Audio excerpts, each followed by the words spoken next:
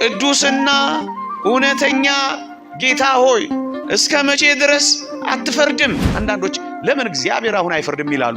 እግዚአብሔር በዘመናቱ ሰማይ ታጣም። ክርስቶስ አካሉ አንድ እንደሆነ ቤተክርስቲያንም አንዲት ናት። አይነቷ ሁኔታዋ ግን ሁለት ነው። እኛ በሚታዩት ነው ተስፋ እየቆረጥን ያለ ነው። የማይታዩ አሉ። ኦርቶዶክሳውያን ክርስቶሳውያን ስንሆን ወደ ቅዱሳንም ጭምር እንደምንደርሳያችሁ ሞት ከቤተ ክርስቲያን አካልነት አይለያቸው። አንድ ላይ ነው የምንኖረው። የኛ ንስሐ መግባት ደስ የሚያሰኛቸው የኛ ንስሐ መግባት ቢያውቁት ነው ባያውቁት ነው። ጌታ በወንጌል የሚሳናችሁ የለም ያላቸው አይደለምን? የሚሳናችሁ የለም ካላቸው ልመናና ምልጃ ቁም ነገር ነው።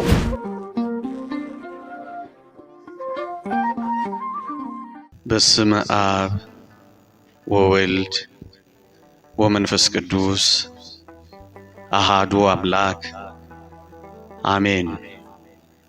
ንዑድ ክቡር የሚሆን ሐዋርያው ቅዱስ ጳውሎስ በዕብራውያን መልእክቱ ምዕራፍ 12 ቁጥር 24 ላይ እንዲህ አለ። በደስታ ወደ ተሰበሰቡት ወደ አእላፋት መላእክት ፍጹማን ወደ ሆኑ ወደ ጻድቃን መንፈሶች ደርሳችኋል ይላል። በዚህ ኃይለ ቃል መሰረትነት ጥቂት የእግዚአብሔርን ቃል እንማራለን።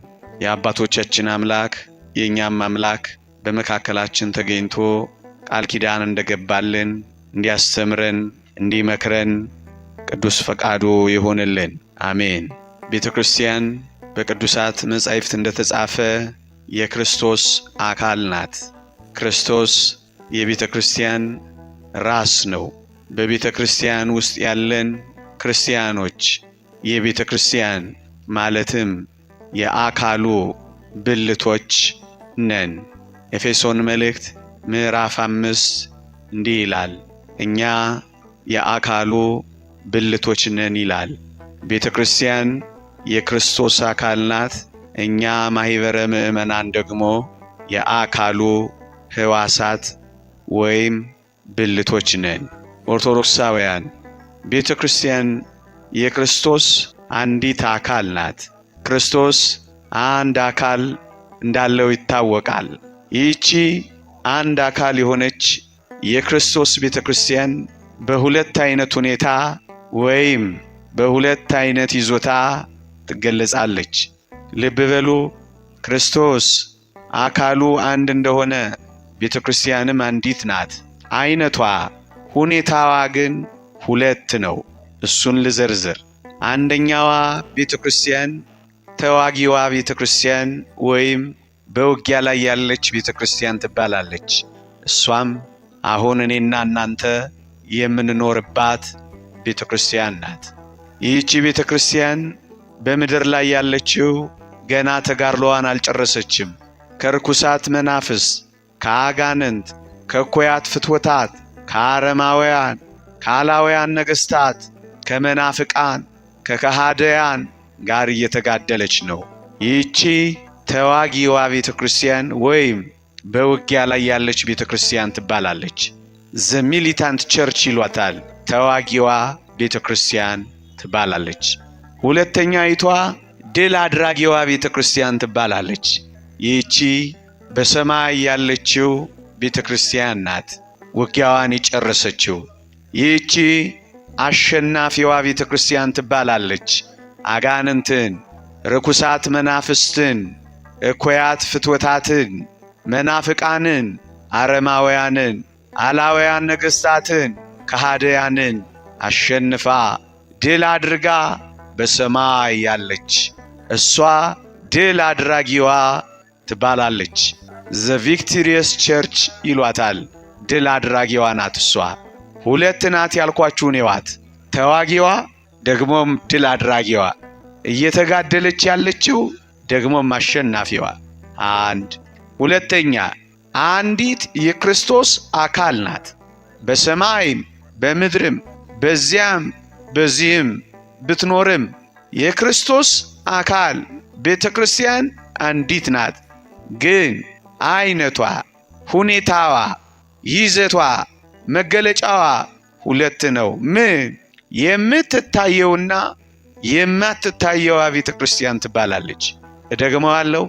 የምትታየዋ እኔና እናንተ የምንኖርባት፣ ጠባለ ኪዳን መሸለ ቁርባን የምንገሰግስባት፣ መስዋዕት የሚሰዋባት፣ ዕጣን የሚታጠንባት፣ ካህን ያለባት፣ ቅዳሴ ያለባት፣ ቅዱሳን የሚታሰቡባት፣ መሰዊያ ያላት፣ ወንጌል የሚሰበክባት፣ እሷ ጾም የሚጾምባት፣ ገዳም ያላት፣ ምናኔ ያላት፣ ጉባኤ የሚዘረጋባት፣ በዓመት ከ1825 ጊዜ በላይ ወንጌል የሚሰበክባት፣ ለ365 ቀን ያለ ማቋረጥ ቅዳሴ የሚቀደስባት፣ ኪዳን የሚደርስባት፣ ማህሌት የሚቆምባት፣ ዕጣን የሚታጠንባት ይህቺ የምትታየዋ ቤተ ክርስቲያን ናት፣ እኔና እናንተ የምንኖርባት።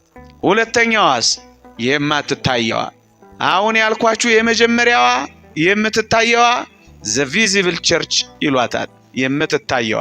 የማትታየዋስ በገነት ያለች፣ በብሔረ ብፁዓን ያለች፣ ተሰውራ ደግሞ በምድር ላይ የኖረች ግን ደግሞ ተሰውራ ያለች፣ ግሁሳን የሆኑ በፈቃድ እግዚአብሔር የሚገለጡ ግን ተሰውረው የሚኖሩ ያሉባት እሷ የማትታየዋ ቤተ ክርስቲያን ናት።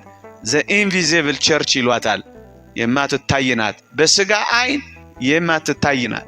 አሁን ባለን ስጋዊ ሁኔታ የማንረዳት ናት። የምትታይ የማትታይ ወገኖቼ፣ ሊቃውንት ምን ይላሉ? የምትታየዋ 20% ብቻ ናት ይላሉ። እኔና እናንተ የምንኖርባት። የማትታየዋስ 80% ናት። የቤተ ክርስቲያን የአካሉ 80%። አሁን የምታዩት ጫፏን ብቻ ነው እኛ የምንኖርባት። የማትታየዋስ በደስታ ወደ ተሰበሰቡት ወደ አእላፋት መላእክት የሚለው ይሄ ነው። ብዙዎች ናቸው፣ እንደ ዝናብ ነጠብጣብ ናቸው። በበረሃ የወደቁ ሰው ያላያቸው በፈቃድ እግዚአብሔር የሚገለጡ ግሁሳን የሆኑ ስውራን የሆኑ የማይታዩት ብዙ ናቸው። እኛ በሚታዩት ነው ተስፋ እየቆረጥን ያለ ነው። የማይታዩ አሉ። ከአጋንንት ሰራዊት በላይ የከበቡን ይበዛሉ። የእግዚአብሔር ቃል እንደሚል እንደ ደመና የሚከቡን ብዙ ናቸው። በአይነ ሥጋ አላየናቸው፣ በኃጢአት ድንዛዜ አልተገለጡልንም፣ በበደል ስለታሰርን አልታወቁንም፣ መንፈሳዊ አይናችን ስለተጋረደ አልተረዳናቸውም እንጂ 80%ዎቹ የማይታዩ ናቸው። ዘ ኢንቪዚብል ቸርች ማትታየዋ። እዚህም ይኖሩ ይሆናል። መላእክት አሉ፣ 2 መግቢያው በር ላይ፣ 2 እዚህ መቅደስ በር ላይ፣ 2 በቅኔ ማህሌት፣ 2 በቅድስት፣ 1 በቅድስተ ቅዱሳን የታወቁ አሉ። በዙሪያችን የከበቡ የሰፈሩም አሉ። ዘ ኢንቪዚብል ቸርች ደጋግ የሆኑ የምትወዷቸውን ቅዱሳን ስትዘክሩ አብረዋችሁ ይኖራሉ። የማትታየዋ ጉባኤ ያለች። 2 እደግመዋለሁ፣ የክርስቶስ ቤተ ክርስቲያን አካሏ አንዲት ናት። የክርስቶስ አካል ቤተ ክርስቲያን ናት። የክርስቶስ አካል አንድ እንደሆነ ቤተ ክርስቲያንም አንዲት ናት። ሁኔታዋ፣ መገለጫዋ፣ አይነቷ፣ ይዘቷ ግን 2 ነው። ምንና ምን? ላይኛዋና ታችኛዋ ቤተ ክርስቲያን። 3ኛ አንድ ሊቅ ምን ይላል? በአንድ የእግዚአብሔር ጥላ ስር፣ በአንድ የእግዚአብሔር ቤት ጣራ ስር ነው የምንኖረው ይልና ላይኛዋ ያሸነፈች ይቱ፣ ድል ያደረገች ይቱ፣ ከክርስቶስ ጋር አሁን ለዘላለም እየኖረች ያለች ይቱ፣ እሷ ላይኛዋ ናት ይላል። አፐር ይሏታል። ታችኛዋስ እኛ የምንኖርባት፣ በተጋድሎ የምንመላለስባት፣ ደጅ የምንጠናባት ታችኛዋ፣ ያቺስ ላይኛዋ። እና ምን ይላል መሰላችሁ? በአንድ ጣራ ስር፣ በአንድ የረድኤቱ ክንፍ ስር እንደ ፈርስት ፍሎርና እንደ ግራውንዱ እዩት ይላል። አንድ ጣራ ስር ናችሁ፣ ግን ጥሯቸው ይሰማሉ፣ አነጋግሯቸው ያደምጣሉ፣ ውደዷቸው ያፈቅራሉ፣ አንድ ላይ ናችሁ ይላል። ለዚህ ነው ወደ ጻድቃን መንፈሶች ደርሳችኋል የሚለውን ቃል ያነሳሁት። ኦርቶዶክሳውያን ክርስቶሳውያን ስንሆን ወደ ቅዱሳንም ጭምር እንደምንደርስ አያችሁ። በደስታ ወደ ተሰበሰቡት ወደ አእላፋት መላእክት ወደ ጻድቃን መንፈሶች ደርሳችኋል ነው የሚለን። ኢየሱስ ክርስቶስን ስናምን፣ ስንጠመቅ፣ ስንቆርብ፣ መንፈሳዊ ምግባራት ስንሰራ፣ በትሩፋት ስናሸብርቅ የምንደርሰው ወደ ኢየሱስ ክርስቶስ ብቻ አይደለም። ታዲያስ በደስታ ወደ ተሰበሰቡ ወደ አእላፋት መላእክት፣ ሌላስ ፍጹማን ወደ ሆኑ ወደ ጻድቃን መንፈሶች፣ ሌላስ ወደ በኩራት ማህበር ደርሳችኋል ይላል። አብረን ምክንያቱም በአንድ አካል ውስጥ ነው የምንኖረው። አንድ ላይ ነን። ኦርቶዶክሳውያን እነርሱ በአጸደ ነፍስ፣ አንዳንዶቹ ከነስጋቸው የተሰወሩ፣ አንዳንዶቹ በመካከላችን ሆነው የማይታዩ፣ ቅድም እንዳልኳችሁ ግዑሳኑ ስውራኑ። እኛ ገና በስጋዌ እንጂስ አንድ ላይ። ምክንያቱም በአንድ አካል ውስጥ የምንኖር ብልቶች ስለሆን እነዚያ የጨረሱና ያሸነፉ፣ እኛማ ገና መንገድ ላይ ያለን። እነዚያ በማየት የሚመላለሱ ማንን? የተወደደ ኢየሱስ ክርስቶስ። እኛስ በእምነት እየተመላለስን ያየን። እኛ በተስፋ፣ እነሱስ ተስፋቸው ሞልቶ ጨብጠውና አረጋግጠው አብረው እየኖሩ ያሉ። ግንስ አንድ አካል አንድ ላይ የምንኖር ቤተ ክርስቲያን ማለት ይቺ ናት። የተወደዳችሁ ኦርቶዶክሳውያን አሁን ያልኳችሁ በላይ ያሉ አሸናፊዎቹ፣ ድል አድራጊዎቹ፣ ሩጫቸውን የጨረሱት የማይታዩት በገነት ቢኖሩም በሞት ምክንያት፣ እደግመዋለሁ፣ በሥጋ ሞት ምክንያት ከቤተ ክርስቲያን አካልነት፣ ልብ በሉ፣ ከቅድስት ቤተ ክርስቲያን አካልነት ደግሞም ከቤተ ክርስቲያን አባልነት በሞት ምክንያት አይቆራረጡ።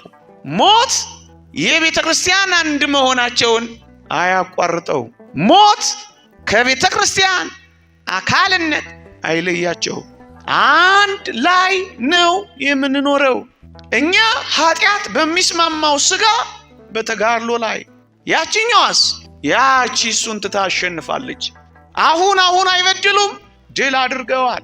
ግንስ አንድ ላይ። ለዚህ ነው በደስታ ወደ ተሰበሰቡት ወደ አእላፋት መላእክት፣ ፍጹማን ወደ ሆኑ ወደ ጻድቃን መንፈሶች፣ ወደ በኩራት ማህበር ደርሳችኋል። አብረንን በቤተ ክርስቲያን ማመን ማለት ይህን አብሮነት መቀበል ማለት ነው። አለበለዛስ በቤተ ክርስቲያን አናምንም። እኛ ሕያዋን ሆነን እንመላለሳለን። እንግዲያውስ ያረፉት የሞቱት ደጋግ ቅዱሳን እስካላችሁኝ ሁሉ ለእርሱ ሕያዋን ስለሆኑ የሕያዋን አምላክ እንጂ የሙታን አምላክ አይደለም። የበለጠ ሕያዋን ናቸው። አሁን በሞት ምክንያት አንድነታቸው አልተቋረጠም። አንዳንዶች በቃ ሞተዋል፣ አብቅተዋል፣ ምን ያረጋሉ፣ ምን ያገባቸዋል፣ ጠፍተዋል ሲሉ አያፍሩ። እንዴት ያለ ጥልቅ ክህደት እንደሆነ አስቡት። እኛማ አብረን እስኪ ልጠይቃችሁ፣ በአንድ አካል ውስጥ ያሉ ብልቶች ሕዋሳት ማለት ነው። በአንድ አካል ውስጥ ያሉ ብልቶች አንድ ላይ ነው የሚሰሩት ወይስ ተለያይተው ነው የሚሰሩት? አንድ ላይ አይደለምን? ነው እኮ። ምሳሌ ልስጣችሁ። ልቤ ቢታመም ሰውነቴ ሁሉ ይታመማል አይታመምም? ታመማል። ለምን? አንድ ላይ ነው የምንሰራው። እንኳን ልቤ እንኳን አእምሮዬ ውስጥ ያለው ራሴ ቅሉ ውስጡ ያለውን ተውት፣ ጥፍሬ ስር ያለው ፈለግ በጽኑ ቢታመም እታወካለሁ። እውነት አሰብ። አንድ ላይ ነው የምንሰራው። እግዚአብሔር ያሳያችሁ። በአንድ አካል ውስጥ ያለ ብልት እንዲህ በአንድ ላይ የሚሰራ ከሆነ በአንዲት ቤተ ክርስቲያን በአንድ አካል ውስጥ ያለን ክርስቶሳውያን በሰማይ በምድር በአንድ አካል ውስጥ ያለን ሕዋሳት ብልቶች አንድ ላይ ነው የምንሰራው። ይሄን በእግዚአብሔር ቃል ላረጋግጥላችሁ ምዕመናን። የሉቃስ ወንጌል ምዕራፍ 15 እንዲህ ይላል፣ በምድር ላይ በአንድ ኃጥእ ንስሐ መግባት ምክንያት ይላል። እርግጠኛ ነኝ ታስታውሱታላችሁ ይህን የመጽሐፍ ቅዱስ ክፍል። በአንድ ኃጥእ ንስሐ መግባት ምክንያት በሰማይ ታላቅ ደስታ ይሆናል ይላል። እግዚአብሔር ያሳያችሁ፣ ልዑል ያመልክታችሁ። በሰማይ ባለች በአንድ ኃጥእ መመለስ በሰማይ በደስታ ወደ ተሰበሰቡት ወደ አእላፋት መላእክት በሰማይ ድል ለነሱ የፍጹማን ማህበር ደስታ ትሆናለች። ለምን አንድ ላይ የኛ ንስሐ መግባት ደስ የሚያሰኛቸው የኛን ንስሐ መግባት ቢያውቁት ነው ባያውቁት ነው? ኧረ ጮክ በሉ። እንዴት ይደክማል? ምን ጮካቱ በረዳችሁ? ተው ክርስቲያኖች፣ ትንሽ ድምጻችሁን ብትመሰክሩ ምን አለበት? ቢያውቁት ነው እንጂ እኔ ምን አጠያየቀኝ? እናንተን ምስክርነት ሰጥቼ አልሄድም። የአንድ ኃጥእን በምድር ላይ ንስሐ መግባት ታውቃለች ያቺ ጉባኤ በሰማያት ያለች ቤተክርስቲያን አንዲት ናት። በሰማይ ያለችው ቤተክርስቲያን በምድር ያለችውን ቤተክርስቲያን ታውቃታለች፣ አንዲት ናት።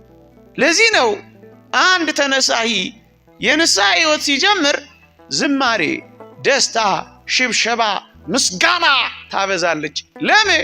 በአንድ አካል ውስጥ ያለን ሕዋሳትና ብልቶች ነው። ይሄን ያዙ። እንጨምር።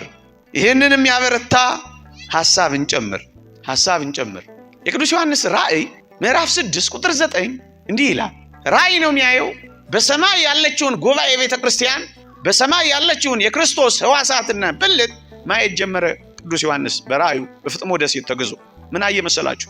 ስለ ሕያው እግዚአብሔር ምስክርነት የታረዱትን የሰዎች ነፍሳት ከመሠዊያ በታች አየሁ ይላል።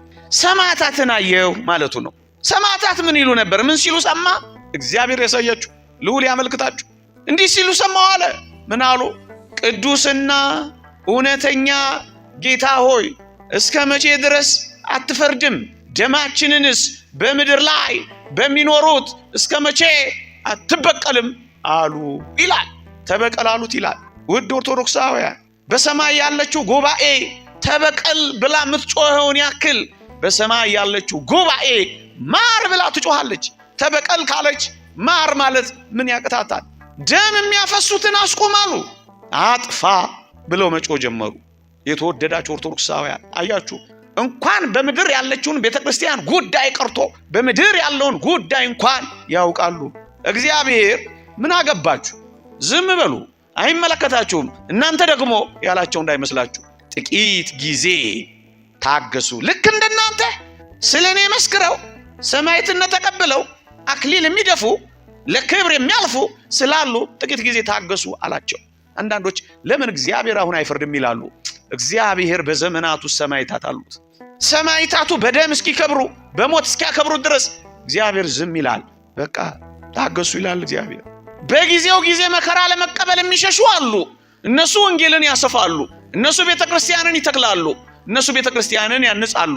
በሞት የሚያከብሩ ደግሞ እስከ ሞት ድረስ የታመኑ ሆነው ወንጌልን በሞታቸው ይሰብካሉ። የሸሹት ፈሪዎች ሆነው አይደሉ፣ የሞቱት ችኩሎች ሆነው አይደሉ። ሁሉም ለእግዚአብሔር ክብር ነው የሚደረገው።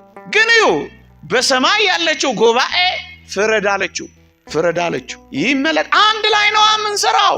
ሰማዕታት ስላሉኝ፣ መስካሪዎች ስላሉኝ ትንሽ ቆዩ ተባሉ ይላል። አንድ ላይ ነን። የተወደዳችሁ ኦርቶዶክሳውያን፣ ሌላ አንድ ነጥብ ታስታውሳላችሁ። ደጋግ ሰዎች፣ ቅዱሳን ነቢያት፣ ሐዋርያት በምድር ላይ ሆነው በሰማይ የሚሆነውን ያዩ ነበረ። እግዚአብሔር በወደደው ይገልጥላቸው ነበረ። ምሳሌ ነቢዩ ኢሳይያስን፣ ደግሞስ ነቢዩ ሕዝቅኤልን ስትመለከቱ ሰማይ ተገልጦላቸው የሥላሴን ዙፋን አይተዋል። ቅዱስና እውነተኛ ጌታ ሆይ እስኪል ድረስ ቅዱስ ዮሐንስ በራእይ ሰማያትን በርብሯል። የተወደደ ምርጥ ዕቃ መዶሻ ለማዳን ትሆን ዘንድ ስሜን የምትሸከም ታቦት የተባለው ጳውሎስ እስከ 3ኛው ሰማይ ተነጥቋል። የተወደዳችሁ ኦርቶዶክሳውያን፣ ይሄን ለምን ያነሳው ይመስላችኋል? ምድር ላይ ሆነው ሰማይን መበርበር ከቻሉ፣ ምድር ላይ ሆነው ሰማይ ሰንጥቀው ማየት ከቻሉ፣ ያው ኃጢአት በሚስማማው ሰውነት እየኖሩ የሰማዩን ክብር መጎብኘት የቻሉ እናንተ ምዕመናን ወደ ክርስቶስ ከቀረቡ፣ ወደ ቅፉ ከገቡ፣ ኃጢአት ከሚስማማው ሥጋ ከተለዩ በኋላ ወደ ታች አያዩም ማለት እንዴት አሳፋሪ! ታችኛው ጋር ዕጣ ፈንታ የላቸውም ማለት እንዴት ከክርስትና መለየት ነው? ባነሰው አኗኗር የከበረውን ሕይወት መፈተሽ ከቻሉ ከጨረሱ ካበቁ ድል ከነሱ ካሸነፉ በኋላማ ከላይ ወደ ታች ማየት ምን ይሳናቸዋል? ጌታ በወንጌል የሚሳናችሁ የለም ያላቸው አይደለምን? እናንት ምዕመናን የሚሳናችሁ የለም ካላቸው ልመናና ምልጃ ቁም ነገር ነው እንዳትረሱ። የታችኛዋ ንስሐ በመግባቷ የላይኛዋ ደስተኛ ናት። የታችኛዋ ደግሞ የላይኛዋ በማሸነፏ የላይኛዋ ድል በማድረጓ ሰማዕታት ድል ሲያረጉ የታችኛዋ ደግሞ ደስ ትሰኛለች።